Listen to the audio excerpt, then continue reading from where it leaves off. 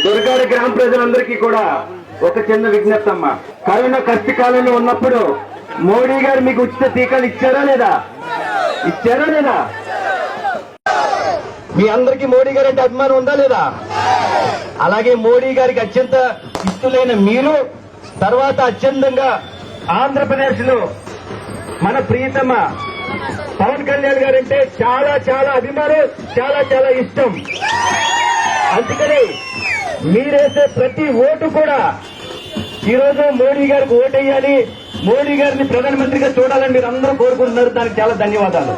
కానీ ఆంధ్రప్రదేశ్ లో పవన్ కళ్యాణ్ గారికి ఓటేస్తే మోడీ గారికి వేసినట్టే.